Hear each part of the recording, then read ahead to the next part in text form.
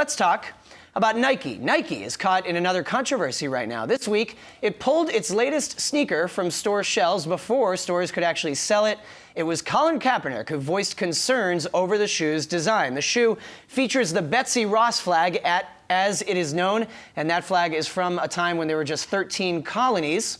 Kaepernick and many others, by the way, took issue with the design. And after that move, now Arizona Governor Doug Ducey has said that he will ask that financial incentives be taken away from Nike for a new plant in his state. So Arizona does not like this move by Nike. Nike pulling its own product, and Arizona wants to punish Nike for doing so. Our colleague Reggie Wade, our sneaker guy, joins us from the newsroom with more. Reggie, what do you make of all this? And of course, Kaepernick isn't really the only person who jumped into this controversy, but I think clearly it shows us that he really has influence with the company. He really does, and as the saying goes, controversy creates cash, but I don't know how much cash this controversy is going to create.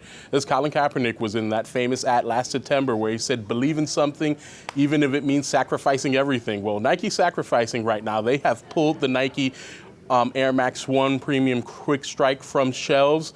The shoe was going to release over the 4th of July, but Kaepernick took exception to the Betsy Ross flag, saying it harkens back to a time of slavery in this country. And the governor of Arizona jumped in there and said Nike has made his decision, and so have we. He's asked the state legislature to pull incentives from the Goodyear, Arizona factory. And this is really snowballing into a bigger controversy than what many expected it to be.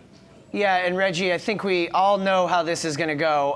The sort of public discourse is going to fall along two very predictable camps, right? Because there are those who didn't like it in the first place when Nike aligned itself with Kaepernick, and now they would say, well, it's overly politically correct and overly touchy to say that the symbol is offensive.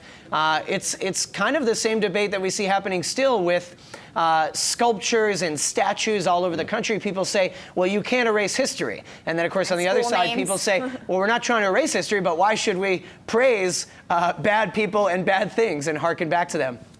Yes, exactly. Celebrating and erasing two different things. And I was a former American history teacher. So this is something that I taught my students about Betsy Ross and the American flag. So it's very interesting how the two sides are going to come out and how this debate is going to shape up in the political landscape. We know we're entering an election year, and it's going to be interesting if we see President Trump or some of the Democratic candidates bring this up. Reggie, of course, capitalists going to capitalize. We see that the sneaker is listed on StockX. You've interviewed the founder and CEO before, and it's being listed for more than $2K. And originally, this sneaker went for $120. What do you think about this opportunity? Do you think there will be some voracious folks out there who want this quote-unquote limited edition item? Absolutely. As soon as I heard about this, I said it's going to skyrocket on the resale market. So anyone who has a pair, they're getting ready to cash in. Oh, crazy. Thanks so much, Reggie. Thank you.